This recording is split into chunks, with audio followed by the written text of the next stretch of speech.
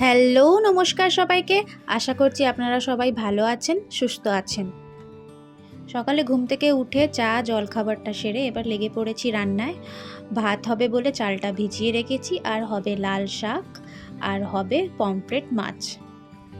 সব কিছু তো প্ল্যান হয়ে গেছে, কিন্তু সকাল থেকে আজকে খুব বড় অসুবিধায় পড়েছি। আজকে সকাল সেই 8:30টায় কারেন্ট গেছে, এখনও কারেন্ট আসেনি, প্রায় এখন 10টা বাজে। সেই চিন্তাতেই এখন মরছি যে আজকে ফ্রিজে তো আমার আদা রসুনের পেস্ট করাও নেই।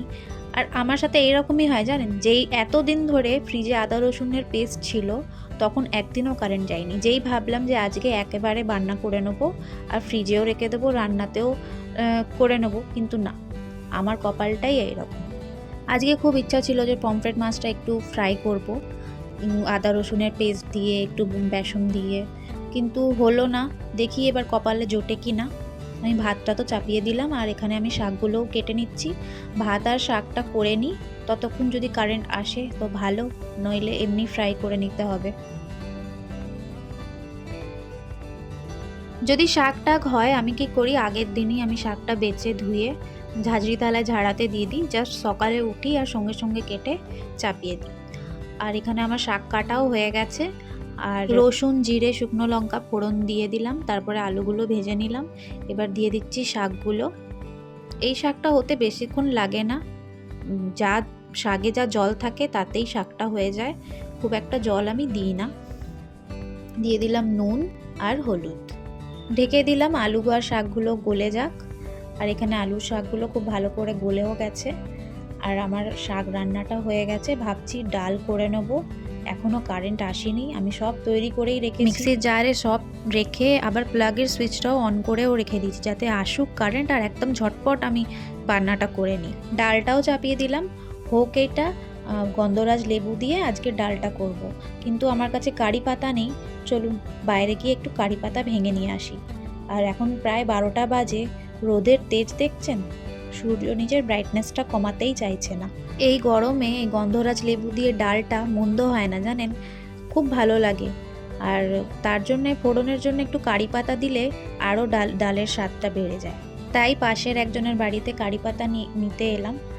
দেখেন কি সুন্দর ও নিজের বাগানটাকে সাজিয়েছে, আর কত ফুল হয়েছে দেখছেন নয়নতারা, চারিদিকে যেন সবুজ আর গোলাপির খেলা।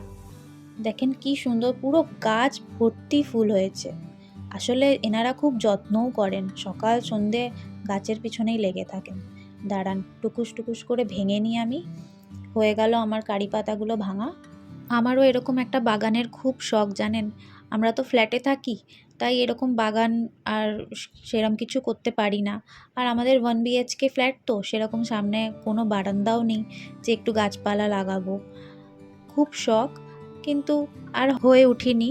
মাঝে মাঝে খুব কষ্টও হয়, খুব ইচ্ছা ছিল একটা ছাদের বা বাগানে। আর ফ্ল্যাটে তো জানেনই সব কমনই হয় বেশিরভাগটা, শুধু ঘরটুকুই আপনার হবে, বাকি সব কমন হবে। যখনই মনে এরকম কিছু আসে তখন সঙ্গে সঙ্গে ঠাকুরকে মন দিয়ে রাখি, ঠাকুর এইসব আমার মনে যেন এনো না, কেন মনটা সত্যি খুব অশান্ত হয়ে যায়। তো ঠাকুর আমার কথাও শোনে, মনে ওই রকম কিছু আর আসতেও দেয় না, আর আমি চাইও না। আমি যেইটুকুনি পেয়েছি সেইটুকুনি দিয়েই আমি খুশি থাকতে চাই। আর যখনই এরকম কিছু মনে আসে আমি ঠাকুরকেই ডাকি। আমার ডালটাও পুরো কমপ্লিট হয়ে গেল, ফোড়ন টোড়ন দিয়ে একটু লেবুও দিয়ে দিলাম ওপর থেকে। আর একটা ভালো খবরও আছে, কারেন্ট এসেছে, তাই ঝটপট একদম রান্নাটা করে আগেই লেগে গেলাম ম্যারিনেশনে। অন্তত 1 ঘন্টা সময় পাবো আমি ম্যারিনেশন করে মাছটাকে রেস্টে রাখতে। ম্যারিনেশনের জন্য নিয়ে নিলাম আদা রসুন আর লঙ্কার পেস্ট, দিয়ে দিলাম কাশ্মীরি লঙ্কা, ধনে গুঁড়ো, নুন আর 1 চামচ মতো তেল। মশলাগুলোকে খুব ভালো করে মিশিয়ে নিলাম, মাছগুলো নিয়ে নিলাম। এবার মাছগুলোর ভেতরে ভেতরে অবধি আমি মশলাগুলো খুব ভালো করে ম্যারিনেট করে নেব। খুব ভালো করে মশলাগুলো মাখাতে হবে। আর এখানে আমার সব মশলা, সব মাছগুলোতে মশলা মাখিয়ে নিয়েছি, দিয়ে দিলাম ওপর থেকে লেবু। আর এটাকে এবার রেস্টে রেখে দেবো অন্তত 1 ঘন্টার জন্যে। এখানে আমি একটা ব্যাটার তৈরি করে নেবো, শুকনো ব্যাটার, এটা বেসন আর সুজি। এটাকে খুব ভালো করে মিক্স করে এরকম কোটিং করে মাছগুলো ভেজে নেব। নুনটা খুব হিসেব মতো ইউজ করবেন, কেন আমার মাছটা ফ্রিজে ছিল, নুন হলুদ মাখানোই ছিল।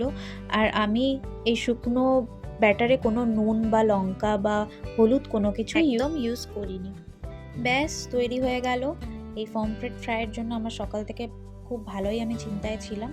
যাকে খুব ভালোভাবেই হলো একদম। এখন ঘড়ির কাঁটা একদম 2টো বাজে, আমরা এই সময়ই খাই।